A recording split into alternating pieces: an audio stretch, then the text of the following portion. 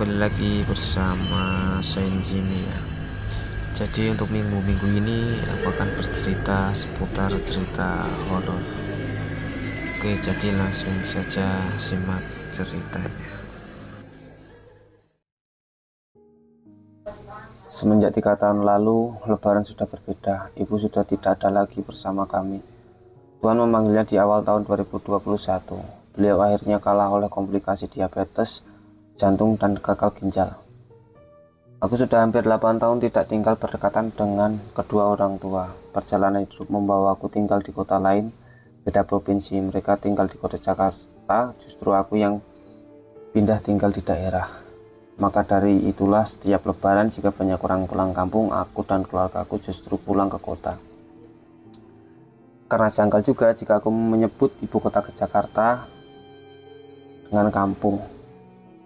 Hari Raya Idul Fitri atau Lebaran merupakan momen yang spesial bagiku, teringat saat aku masih tinggal bersama orang tua sejak kala masih sekolah sampai di bangku kuliah hingga tahun awal-awal masa kehidupan dewasaku bersama istri.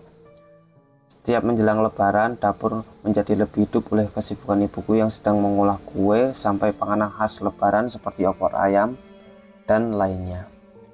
Aku merindukan momen-momen itu, bahkan kini sudah merasakan kehilangan ibu memang tidak tergantikan oleh siapapun.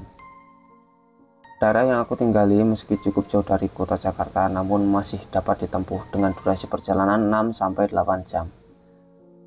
Maka itulah tidak ada alasan bagiku untuk tidak mudik pulang tiap lebaran. Aku hanya 2 bersaudara dengan adikku. Lain hal dengan adikku, dia penghidupan di luar Pulau Jawa, bekerja di perusahaan manajemen bandar udara. Setiap lebaran dia tidak dapat pulang karena justru momen di hari raya aktivitas bandara menjadi lebih padat karenanya. Dia harus bertugas ekstra waktu. Akhirnya hanya aku dan keluargaku yang bisa pulang berlebaran sekaligus menengok orang tua. Rumah masa kecilku adalah bangunan 2 lantai. Dari segi luas bangunan memang tidak bisa dibilang kecil, bahkan cukup besar. Dahulu saat aku dan adikku masih tinggal di rumah itu tidak pernah sepi. Karena aku maupun adikku sering membawa teman-teman karib sekedar bermain, bahkan ada yang sampai bermalam lebih dari sehari. Rumahku bagai rumah singgah. Akan hal itu orang tuaku tidak pernah keberatan, bahkan ibu melihatnya malah senang rumah menjadi ramai. Ibu memang berlatar dari keluarga besar, ia merupakan anak ketiga dari 8 bersaudara. Mungkin itulah yang membuatnya merasa senang apabila di rumah banyak orang. Ayahku saat masih aktif bekerja, jabatan di kantornya lumayan tinggi, penghasilannya terbilang lebih dari cukup. Maka itulah dia membangun rumah kami menjadi cukup besar untuk keluarga yang kecil. Hal mana kondisi itu membuat ibu menyesal. Dia tak menduga jika kami, anak-anaknya saat menjalani kehidupan dewasa akan pergi meninggalkan rumah. Sebenarnya jika dipikir-pikir, bukankah tak seorang pun yang dapat menerka akan masa depannya? Akan kemana dan nasib membawanya pergi, akan jauh atau dekat dari rumah. Rumah ini terlalu besar buat kami berdua. Demikian keluh kesah ibu yang sering disampaikannya. Ia sering merasa kesepian. Waktu itu aku sudah berencana pindah kembali ke rumah masa kecilku mengingat anakku yang paling besar sudah SMA berencana kuliah di Jakarta. Mata pencarianku sebagai pengusaha juga tidak terikat dengan peraturan siapapun. Aku sudah sampaikan perihal ini ke ibuku dan dia senang sekali mendengarnya. Namun sayang seribu sayang, saat aku akan kembali pulang ke rumah justru ibuku yang pergi. Di hari saat ibu meninggal, malamnya setelah ibu dikebumikan, aku dan adikku beserta istri kami masing-masing mengadakan semacam rapat kecil membahas siapa yang akan menemani ayah sepeninggal ibu. Mengingat umurnya juga sudah cukup sepuh. Pastinya ada hal yang tidak dapat dikerjakan sendiri. Lagi pula rumah ini terlalu besar jika hanya ditinggali oleh seorang kakek-kakek. Aku dan adikku bersepakat, aku dan keluargaku lah yang akan pindah kembali ke rumah sekaligus menemani ayah. Pertimbangannya adalah adikku merupakan karyawan. Dia terikat regulasi institusi, tidak dapat minta mutasi begitu saja. Yang paling realistis untuk dapat pindah sesegera mungkin adalah diriku, karena kan profesi sebagai usaha atau pengusaha. Namun dikarenakan usahaku berada di daerah, aku tidak dapat langsung serta-merta pindah begitu saja meninggalkan usaha yang sudah berjalan. Kepindahanku harus berproses tahap demi tahap. Sejalan dengan itu, sejak itulah sampai saat ini pola aktivitasku menjadi nomaden, dalam 2 minggu di daerah, 2 minggu di kota. Bolak-balik meski aku tinggal di daerah selama 8 tahun, terakhir ini bukan sama sekali aku tidak pulang ke rumah. Setidaknya jeda 3 bulan atau paling lama 6 bulan sekali, aku ada saja pulang ke rumah, dan setiap kali pulang, itu aku tidur di kamarku yang lama di lantai atas. Meski repot sih, harus berbersih terlebih dahulu, dikarenakan ya sudah lama. Sewaktu ibu masih ada saat aku pulang, aku memperhatikan lampu-lampu lantai atas dan kamar-kamarnya selalu dalam keadaan menyala meski di siang hari. Saat aku tanyakan mengapa lampu itu dibiarkan menyala demikian, tidak ada yang menjelaskan apa-apa selain nggak apa-apa, biar gak ada lain yang ngisi. Aku memang sudah mendengar perihal apabila kamar atau rumah dalam keadaan kosong 3 hari saja, maka akan ada makhluk halus yang akan mengisinya. Dahulu mendengar perihal itu, aku menanggapinya hanya sebatas angin lalu saja. Ayahku pun demikian. Dia adalah seorang yang mengedepankan logika. Meski belakangan, jika ada kesempatan aku bercakap dengan ayahku, dia pernah menyampaikan jika di lantai atas, dia sesekali mendengar seperti ada orang. Kadang terdengar langkah-langkah, bahkan sampai terdengar seperti ada orang yang berlari. Mendengar hal demikian, keluarga dari mulut ayahku cukup membuat terpengah juga. Tumben banget bokap mikirin hal begitu, pikirku. Memang saat ibuku masih hidup, adapun pernah suatu kali kami bercakap di ruang makan. Tiba-tiba dia berseru sambil menatap ke arah sudut dekat wastafel. Siang-siang udah keluar. Melihatnya demikian, aku juga bergidik sendiri. Memang sudah tahu dari keluarga besar ibuku bahwa beliau memiliki indera keenam, berkemampuan melihat makhluk halus, tapi kemampuan ibuku itu tidak biasanya. Hanya sekedar menjadi ciri khasnya yang membedakan dia adalah saudara dan juga orang kebanyakan. Maksudnya orang yang memiliki ketajaman indera keenam biasanya akan menjadi semacam cenayang atau semacam orang pintar, tapi tidak dengan ibu. Dia merasa biasa-biasa saja, bahkan cenderung penakut. Kata ibuku di ruang makan, ada sesosok yang berwujud seperti bayangan hitam belaka meski berbentuk manusia. Sosok itu kerap keluar atau muncul kemudian hilang di sudut ruang makan sebagaimana aku sampaikan sebelumnya. Lain halnya di dapur, bilangnya ada sesosok putih.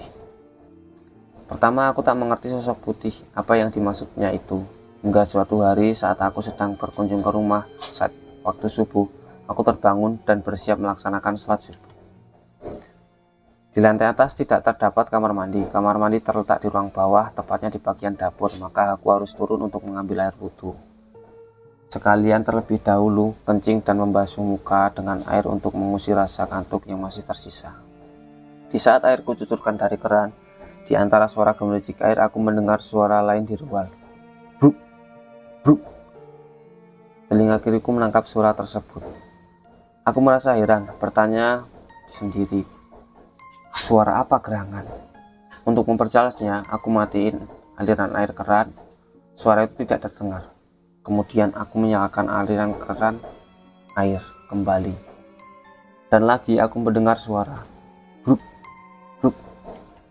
Bahkan kali ini suaranya semakin dekat dan pintu kamar mandi. Otakku mencerna, itu adalah suara seperti orang yang melompat-lompat. Tapi siapa yang lompat-lompat di subuh hari dan di dapur pula? Aku mengabaikannya, tetap melanjutkan kembali air wudhu.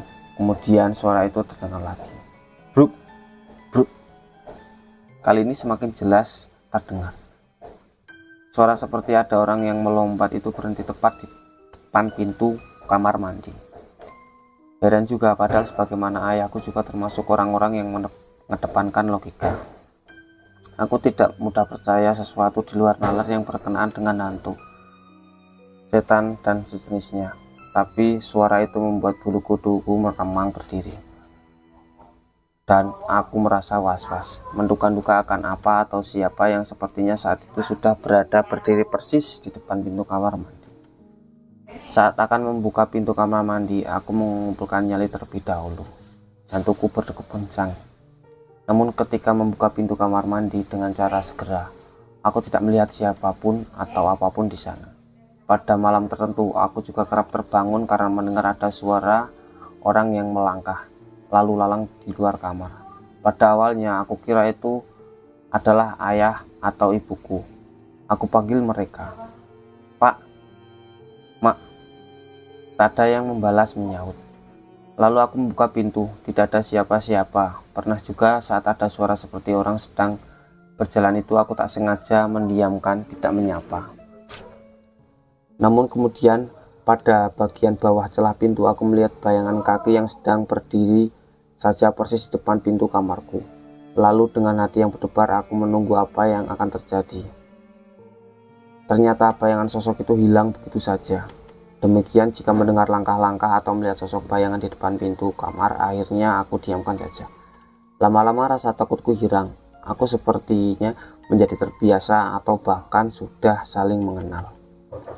Sekali waktu ibuku bercerita, dia minta dicarikan sesuatu di kamar gudang kepada seorang pemuda tetangga.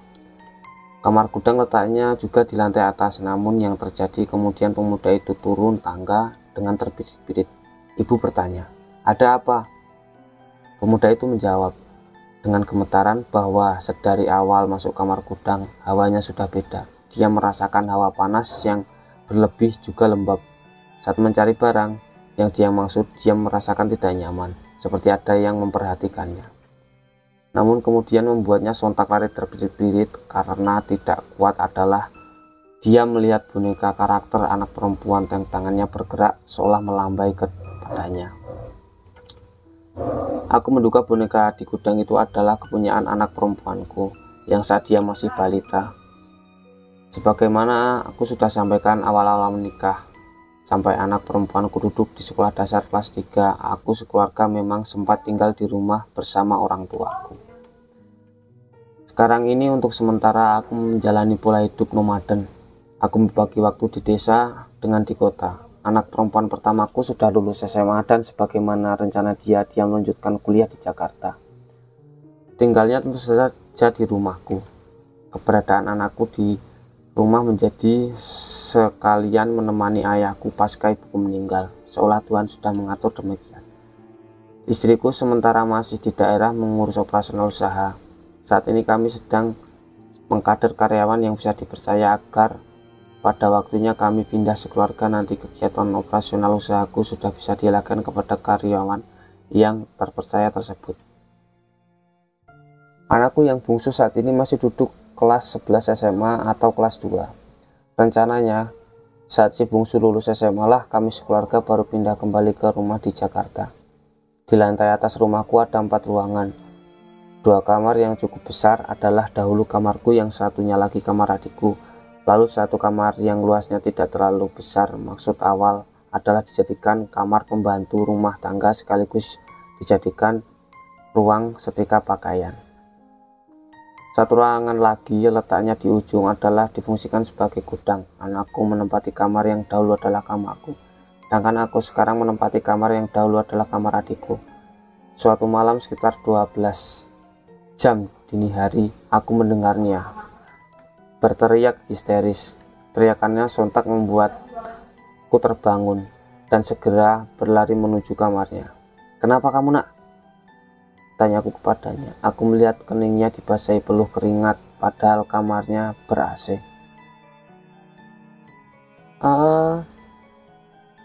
Ada pocong ya," jawabnya terbata-bata. "Pocong?" tanyaku lagi. "Yang benar kamu, Nak. Apa kamu gak salah lihat?" "Gimana kamu lihatnya?" lanjut bertanya memburu. "Enggak ya, beneran aku lihat pocong. Pocongnya berdiri di atas kasur persis di depan aku. Mukanya ya, mukanya," paparnya. Mengutarakan kalimat terakhir itu, aku perhatikan mimik wajahnya menyiratkan ketakutan. Lalu dia melanjutkan, "Mukanya gelap, hitam, gosong gitu ya. terangnya sambil menutup wajahnya dengan selimut. Aku berusaha menguatkan hatinya. Udah nak, gak apa-apa. Ada ayah di sini, kamu tenang ya. Berdoa aja minta perlindungan sama Allah. Aku menemaninya beberapa saat sebelum kembali ke kamarku. Lalu kukatakan kepadanya supaya jangan takut. Ini kan rumah kita tinggal di sini. Merekalah yang justru numpang. Kata-kata itu manjur membuatnya terlihat lebih tenang. Ketika sudah di luar kamar anakku, aku melakukan hal yang sebenarnya menurutku sendiri tidak logis. Aku berkata-kata sendiri sambil menyapu pandangan sekitar ruang lantai atas. Assalamualaikum. Siapapun kalian, ini rumah saya tinggal di sini. Kalian yang menumpang, silakan kalau mau di sini, tapi jangan ganggu, masing-masing saja. Kejadian serupa kembali terulang. Kali ini dialami istriku. Kebetulan dia mulai bisa mencuri-curi waktu pulang ke rumah di kota barang 3 hari 2 malam. Kangen sama si kakak, katanya, yang sudah kuliah di Jakarta. Saat sedang tidur kembali, aku terjaga dikarenakan mendengar teriakan yang kali ini dari istriku yang tidur di sampingku. Ada apa Bun? Ada apa? Seruku sambil mengguncangkan pundaknya. Itu ya, itu di pojok ada putih-putih sama boneka yang melayang, jawabnya setengah histeris. Aku bergegas menyalakan lampu kamar. Saat terang, aku layangkan pandanganku ke pojokan belakang meja televisi bagaimana arah yang dia tunjuk, tapi aku tidak melihat apapun. Mana Bun? Gak ada apa-apa, seruku. Ada ya, beneran. Bunda ngeliat pocong berdiri aja di situ, mukanya hitam, terus di sampingnya ada boneka yang melayang-layang, balasnya dengan nada gusar karena merasa tidak percaya. Udah, biarin aja. Udah gak ada kan, tidur lagi aja, berdoa dulu yuk, balasku sambil menghampiri, kemudian membelainya supaya dia tenang sesudah berdoa, lalu dia kembali merebahkan badannya mencoba tidur kembali. Aku tidak langsung tidur dan mematikan lampu supaya istriku tidak merasa takut. Setelah dia terlihat sudah kembali lelap tidurnya, barulah aku matikan lampu kamar. Pada saat rebah, aku tidak dapat langsung tidur. Mataku masih terjaga sambil aku berdoa yang aku hafal dan sepanjang yang ku tahu dapat mengusir setan. Dalam keremangan dan hening suasana kamarku dan lantai atas, aku pasang juga telingaku. Kupastikan apakah selanjutnya akan ada penampakan lagi. Kemudian suara seperti orang yang berjalan lalu lalang di ruang kamar terjaga dan terjaga. Sambil terus mengucap doa sampai rasa kantuk mulai kembali menghinggapiku dan tak sadar pula aku pun sudah tertidur. Lebaran tahun 2021 sebagaimana biasa aku dan keluarga mudik pulang ke rumah. Kami memilih 10 hari sebelum lebaran sudah mudik agar banyak waktu di sana berkumpul menemani ayah. Kami sengaja pulang mudik jauh-jauh hari sebelum hari H untuk mengakali larangan mudik dari pemerintah dikarenakan saat itu masih ada pandemi COVID-19 yang pula manalah aku tega membiarkan ayah sendirian di rumah saat lebaran. Lebaran tahun itu terasa berat bagiku. Kali pertama tanpa ada sosok ibu. Aku juga menatapi dapur, meja makan, dan ruang keluarga. Ada perasaan yang hampa, lalu ada rasa yang menyesakkan di dada, rasa kehilangan yang mendalam. Betapa setiap sudut rumah ini tergambar kenangan indah bersama ibuku, hingga terasa air mataku meleleh. Lalu aku beranjak ke ruang tamu. Aku jadi kembali teringat salah satu kebiasaan ibu yang lainnya, yakni setiap mendekati lebaran ia membeli bunga kesukaannya, bunga sedap malam. Ibu meletakkan bunga sedap malam pada vas di ruang tamu, sehingga di hari lebaran ruang tamu menjadi wangi semerbak segar alami. Kemudian aku duduk di bangku sofa ruang tamu sambil menatapi figura besar bergambar ibu.